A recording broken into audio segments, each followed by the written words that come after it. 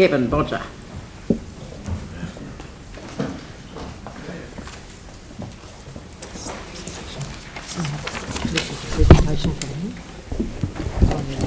Right. Good afternoon, and thank you for the opportunity to speak to the Council today. My name is Gavin Bodger. I'm a third generation resident of New Brighton, and with my children and grandchildren, we now represent 5 generations in the area. I'm very much a beach person, and my normal attire is shorts, jandals and a t-shirt, as is befitting a keen surfer, and most of the people in Brighton simply know me as Bodge. However, today I appear in my other persona. I'm actually Gavin Bodger LLB. Now, according to Stats New Zealand, I'm also privileged to be one of the 11% of the working population of New Zealand who have completed tertiary education. Consequently, I'm reasonably familiar with reports, legislation, and felt that I could add to the meaningful discussion and intelligently comment on the City Council's draft plan. Then imagine my frustration when I initially started delving into the 174 odd pages, which in my opinion can only best be described as befitting those with an accounting degree.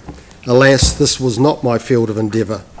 And the fact that the remaining 89% of your voting population do not have a tertiary qualification, this must surely mean that this method of consultation and discussion is realistically out of reach for most, and it certainly felt to me to be more complex than it needs to be.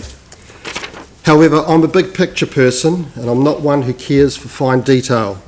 So today I'm looking at the big picture, and to make it even simpler, I've written a school report on the council, tongue-in-cheek of course.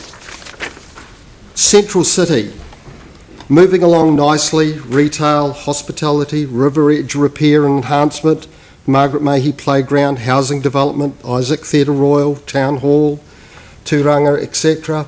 And it's encouraging to see such improvements on last year's effort, a B+. The airport area, extensive redevelopment in the area including buildings, retail, hotels, progressing well, another B+.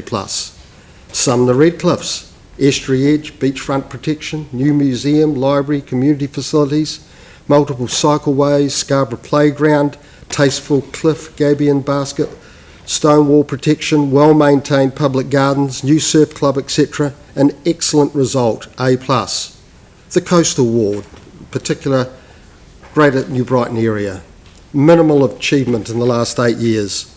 Roads, gardens, footpaths are still poorly maintained, temporary unkempt river edging, shabby retail area, unsafe cycleways, and many ongoing unresolved issues. This is not good enough progress, and the effects on fellow students' morale is demonstrable. Despite repeated warnings, little has been done to improve performance. Failure in this subject greatly undermines your success in other areas. Additional oversight is required. An F for fail. And then the rest of the East, struggling in some areas, need encouragement to improve, C+. Now, when the powers that be drafted the Greater Christchurch Regeneration Bill, they specifically included New Brighton as an area that required extra resourcing after the quakes. However, following a supplementary submission by this council in January 2016, specific mention of New Brighton was removed from the bill. And this is a quote from your submission to the Parliamentary Commissioner.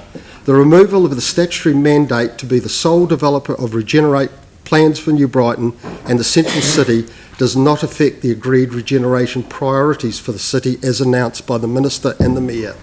The joint letter of expectations setting out the Crown and Council's expectations for Regenerate Christchurch will still have the regeneration of the residential red zones, New Brighton and the Central City as specific priorities, and this prioritisation will be supported by funding.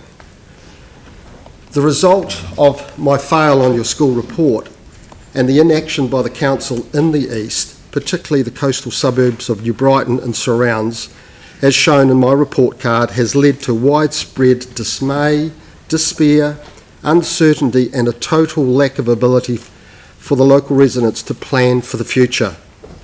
The two news items that I've just pulled out of recent publications in local news on the following page only go to illustrate the disparity between the two almost identical sides of the same body of water. One reflects a positive future ahead, the other the despair caused by an ongoing holding pattern that seems to be being adopted. So to councillors and staff, as your headmaster, I say to you, you can and you must do better. Thank you. Thank you very much. You've just covered the 5 minutes and a powerful submission. So thank you very much for. I like the ones that are a bit tongue-in-cheek because they often make a point even more firmly than something that's a little bit more, detailed or yeah. So thank you very much. Thank you. No.